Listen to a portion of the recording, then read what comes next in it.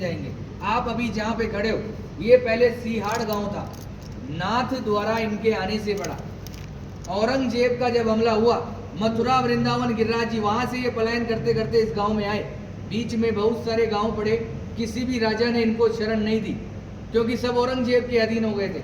आपने बुक और पुस्तकों में पढ़ा है, मेवाड़ कभी किसी का गुलाम नहीं रहा है। यहाँ आते आते इस गांव में रथ का पहिया मिट्टी में फंस गया, ना तो आगे जाए और ना ही पीछे जाए। ये है गंगाबाई, जो श्री कृष्ण से रूबरू बात करती थी। पीछे हैं ब्रिजवासी, ये है पंडित दामोदर जी, और ये मेवाड़ के राजा राज सिंह। यहाँ से 28 किलोमीटर दूर एकलिंग जी महादेव का मंदिर है। ये महादेव से डायरेक्ट बात करते थे, जैसे गंगाबाई श्री कृष्ण से बात करती थी, वैसे ये डायरेक्ट महादेव से बात करते थे।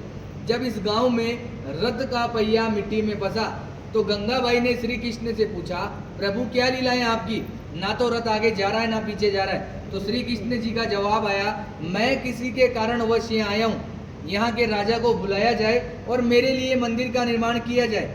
गंगाबाई ने ये बात पंडित दामोदर जी को बताई, और पंडित दामोदर जी ने मेवाड़ के राजा राज सिंह को बुलाया और कहा कि हमारे प्रभु पधारे, क्या इनको शरण मिल सकती है।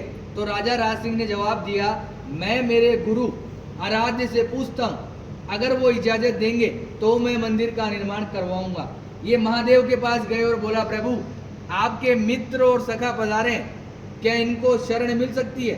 तो भोलेनाथ ने एक सुंदर सा जवाब दिया, मेवाड़ की जनता अगर इसके नखरे उठा ले तो ही इसी को रोकना है, अन्यथा जाने देना है, क्योंकि ये अलग अलग श्रृंगार करता है, 8 समय की झांकियां लेता है और अलग अलग भोग लेता है। घूम फिर के ये बात गंगाबाई के पास आई, और गंगाबाई ने श्री कृष्ण को बताया, प्रभु आपके लिए तो महादेव ऐसा ऐसा बोल रहे हैं। तो इन्होंने भी एक सुंदर सा जवाब दिया कि वो है बोला, नाम से भी बोला है, काम से भी बोला है, उसको तो 2 रुपए की राख लगाकर बैठा दो तो बैठा रहेगा, मगर मेरे नखरे वो जानता है। मैं मेवाड़ की जनता को वचन देता हूँ, मैं यहाँ का जल भी ग्रहण नहीं करूँगा।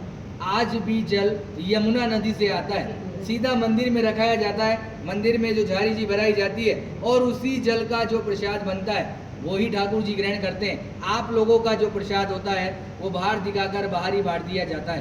कहते हैं किसी के कारणवश ये आए, मीराबाई की कजन सिस्टर अजब कौर बाई साहब, इनके साथ पासे खेलती थी चौपट। श्री कृष्ण को पता थी कि आज मेरे साथ ये पासे क्यों खेल रही है, मगर श्री कृष्ण जी जान चला के हारते गए और अजब कौर बाई साहब को जिताया और बोला कि मांग तुझे क्या चाहिए। तो अजब कौर बाई साहब ने कहा कि आप मेरे मेवाड़ में पधारिए।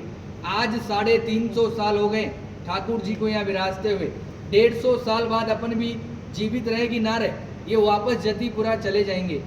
आज भी निज मंदिर में रथ रखा हुआ है, नाथद्वारा के मंदिर में गेट नंबर 2 के पीछे कांच में वो बिल्कुल पैक है।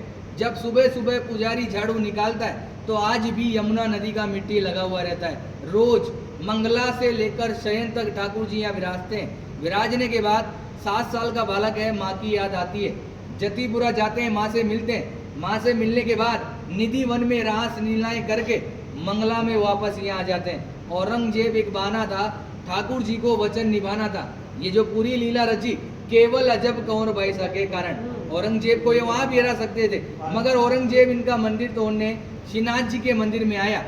उसकी माँ भी उसके साथ आई। जैसे ही औरंगजेब मंदिर के अंदर गया, अंधा हो गया, उसको कुछ नहीं दिखाई दे रहा।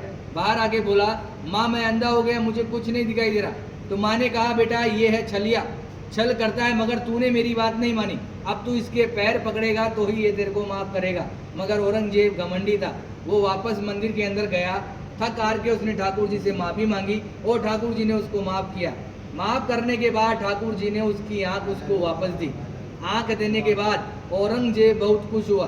खुश होने के बाद जो कोहिनूर डायमंड हीरा जो ठूठी पे लगाया जाता है, वो औरंगजेब की माँ ने ही वेट किया था। आज भी होली के अगले दिन, दुलंडी के दिन बादशाह की सवारी निकाली जाती है। उसमें औरंगजेब का पूरा बाकायदा आदमी बनाया जाता है, उसको नाथ पूरे नाथद्वारा में जुलूस द्वारा निकाला जाता है। निकालने के बाद उसको मंदिर में ले जाया जाता है, और मंदिर में ले जाने के बाद पनिशमेंट के तौर पे मंदिर की सीढ़ियों को दाढ़ी से झाड़ू साफ करता है।